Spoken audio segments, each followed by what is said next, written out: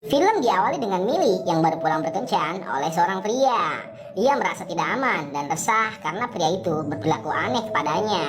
Sesampainya di dalam rumah, Millie langsung menelpon polisi dan berkata bahwa ia dipaksa makan kue saat berkencan oleh seorang pria. Ia juga berkata bahwa pria itu mencegah dia masuk ke rumahnya. Polisi pun meminta untuk Millie tetap tenang dan mengunci semua pintu. Tak lama setelah itu, Millie pun langsung merasa pusing dan agak mual. Ternyata itu karena ia telah memakan kue si pria tadi yang di dalamnya sudah diberi obat bius. Setelah itu, pria itu datang lagi ke rumah Millie dan langsung membawanya ke mobil. Dan disinilah awal malapetaka untuk Millie. Setelah Millie tersadar, dia membuka matanya. Ia sudah dalam keadaan terikat di sebuah kursi. Millie pun langsung meminta kepada pria bertopeng itu untuk melepaskannya. Bukannya melepaskan Millie, pria itu malah menawarkannya minum. Sungguh psikopat yang sangat amat ramah. Lanjut, karena Millie berontak dan ingin melepaskan ikatannya, pria bertopeng itu langsung membius Millie hingga ia tak sadarkan diri. Setelah tak sadarkan diri selama beberapa jam, Millie pun tersadar lagi dan melihat tangannya yang sudah dikutek. Sedikit informasi nih buat kaula muda dan kaula tua, khususnya untuk kaum Hawa. Kutek ditemukan oleh bangsa Cina pada tahun 3000 sebelum Masehi. Lanjut ke ceritanya.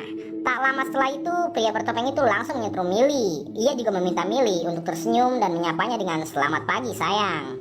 Emang dasar gila nih psikopat. Udah tahu si Millie lagi ketakutan, malah disuruh senyum. Aduh, ada-ada aja. Ia pun terus menyetrum Millie hingga ia berkata sampai benar-benar seperti yang diinginkan psikopat itu.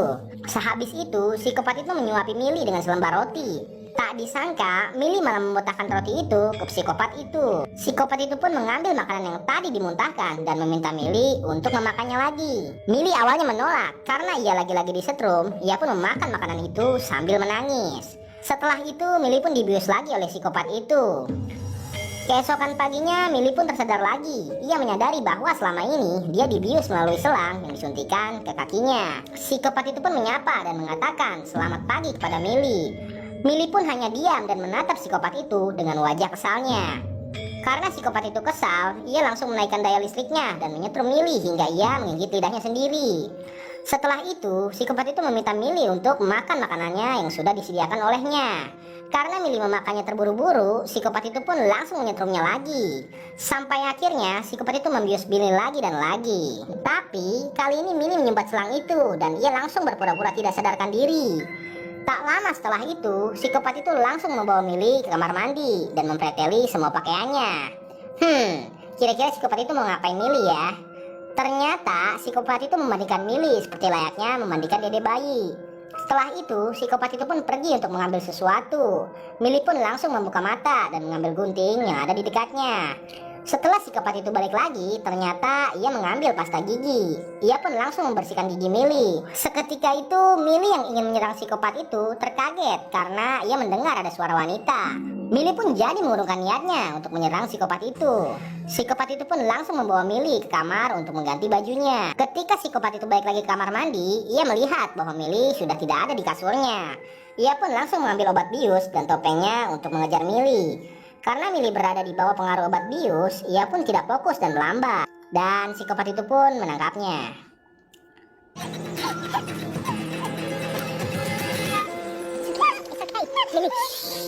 Millie terheran karena psikopat itu tidak memakai topengnya.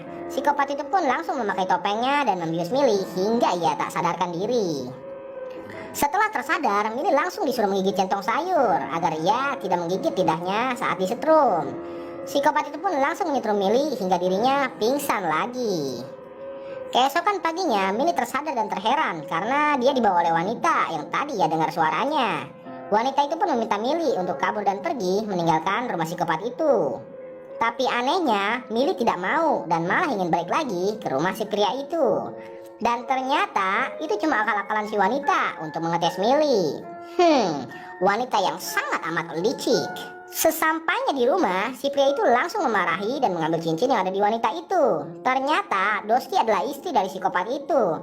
Psikopat itu pun langsung melamar Millie dan ingin menikahinya 2 hari lagi. Anehnya, Millie mengiyakan lamaran psikopat itu. Sepertinya otak Millie sudah tercuci oleh psikopat itu. Scene pun berpindah ke si wanita yang merobek gaun pernikahan yang dipakai Millie untuk pernikahan dengan psikopatnya nanti. Psikopat itu pun mengetahui hal tersebut, tapi anehnya ia malah merangkul wanita itu dan menceritakan kejadian pada saat psikopat itu jatuh cinta kepadanya. For your information guys, ternyata Dosky sama seperti Millie. Ia diculik oleh psikopat itu setahun yang lalu. Mungkin psikopat itu sudah bosan dengan wanita itu, makanya ia menculik Millie. Ternyata psikopat itu doyan kawin juga ya. Lanjut. Tanpa diduga, psikopat itu langsung memiliki wanita itu sampai ia sesak napas. Ketika wanita itu mulai sekarat, Millie langsung berbohong dan mengatakan bahwa ia yang telah merobek gaun pernikahan itu. Psikopat itu pun langsung bertanya, kenapa ia merobek gaunnya? Millie berkata bahwa ia ingin gaun yang baru. Psikopat itu pun langsung bergegas pergi membelikan gaun baru untuk Millie pakai nanti. Malam harinya, wanita itu menghampiri Millie di kamarnya. Ia pun bercerita kepada Millie bahwa ia sangat amat mencintai psikopat itu. Di samping itu, ia pun takut kepada psikopat itu dan trauma kepada kejadian pada saat ia diculik. Scene pun berpindah ke Millie dan psikopat yang telah melakukan pembuahan. Sehabis melakukan pembuahan, Millie pun bersiap dan mendandani wajahnya untuk pernikahan nanti. Setelah itu, Millie dan psikopat itu pun menikah dan disaksikan oleh wanita itu. Terlihat dari raut wajahnya, wanita itu seperti cemburu kepada Millie. Sehabis itu, psikopat itu pun memakan kue yang dibuat oleh si wanita tadi. Psikopat itu pun meminta wanita itu untuk memakan kue buatan wanita itu. Tapi sayangnya, kue itu dilempar ke wajah psikopat itu. Dan anehnya, mereka semua pun tiba-tiba melempar kue ke satu sama lain. Setelah adegan membahagiakan itu, psikopat pun memeluk Millie dengan sangat bahagianya. Tapi tiba-tiba psikopat itu pun terjatuh dan ia sadar bahwa kuenya telah diracuni. Psikopat itu pun langsung memarahi si wanita dan ingin membunuhnya. Lalu si wanita berkata bahwa bukan dia yang membuat kue itu, melainkan Millie lah yang membuat kuenya. Psikopat itu pun langsung menghampiri Millie, tapi sayangnya ia sudah tidak berdaya dan sekarat. Akhirnya psikopat itu pun mati. Tiba-tiba si wanita itu pun memakan kue yang diracuni Millie tadi dan ingin mati bersama psikopat itu. Millie langsung menghiraukannya dan dengan wajah bahagianya ia pun akhirnya bisa keluar dan bebas. Film pun habis.